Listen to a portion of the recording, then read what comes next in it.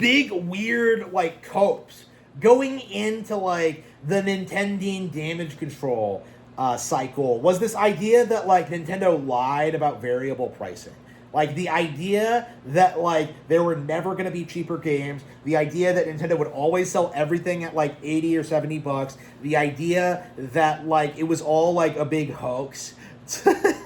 Yeah, not true. Not true. Confirmed not true, you know, especially after like the digital price decrease, but especially now that it's not true that we've gotten the announcement for Rhythm Heaven Groove on Nintendo Switch 1 and 2 launching at 40 bucks, which is very, very interesting because a lot of people were spurting out about this game. They were saying it was cheap, it was lazy, that this wasn't worth anything, that they wouldn't pay full price for it. And guess what? It's not launching at full price. You know, games like this, WarioWare, games that are like, you know, lower end, yeah, they are going to be launching at lower price points. You know, that is going to be something we are seeing more of going forward. And what we're seeing now is just a complete collapse of the narrative that Nintendo had constructed, that like the variable pricing was a complete lie. You know, like people had this idea that like, oh yeah, the games are just going to get infinitely more expensive forever. They're going to raise the prices of the hardware. Everything's going to be 80 bucks. It's all going to be shit unless you buy on Steam and get a PC. The reality is, the variable pricing is real, and generally, Nintendo is releasing games that are quite a bit lower in price than Mario Kart World, their biggest game right now.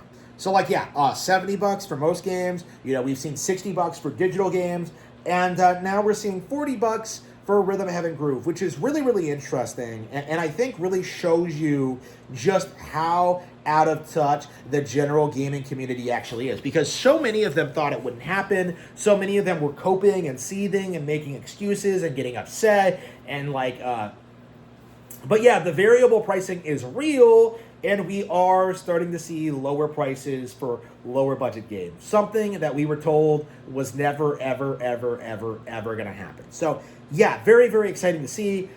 So what's going to come of this, though? Is anybody going to acknowledge this? Is anyone going to bring this up? Is anyone going to bring up, like, what a double standard is? No, of course not. Like, people are just going to brush it under the rug or say it's just Rhythm Heaven and it doesn't matter. Like, they're going to say that, like, Nintendo needs to make everything cheaper or free, or they need to pay me to play it, like, if you're a YouTuber, right? Like, you're going to see, like, a lot of coping like that. But, like, what is going to be the impact in the general community? Like, how exactly is this going to play out? Well, like, I do think this is going to be the beginning of the end of, like, coping about games like this. Because I remember this was a problem when, like, Rhythm Heaven was a thing on the Wii and, like, the DS, is that people would play these games and they would just be like, no, this isn't a full-price release. It looks like a mobile game. You know, I remember that when, like, the last one came out, Mega Mix, you know, in 2016. Like, no, it's a rhythm game. It's not a real game. It's mobile. It's a mobile game. Like, you should be playing that for free.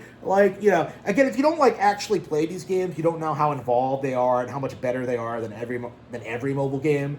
But like, the simple fact of the matter is, like, this image of like prestige, this image of like being too expensive for what it is, like, again, lowering the price is going to get a lot of people on board, and that entire cope is going to fall apart. You know, like, one of the big things holding Rhythm Heaven back, WarioWare back as well, I would say, was indeed, like, the whole price thing.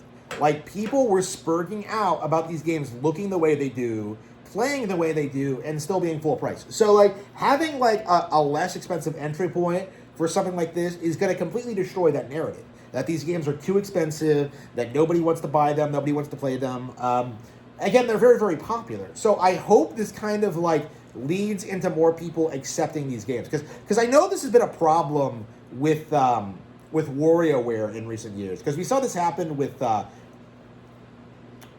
let's see, what's it called?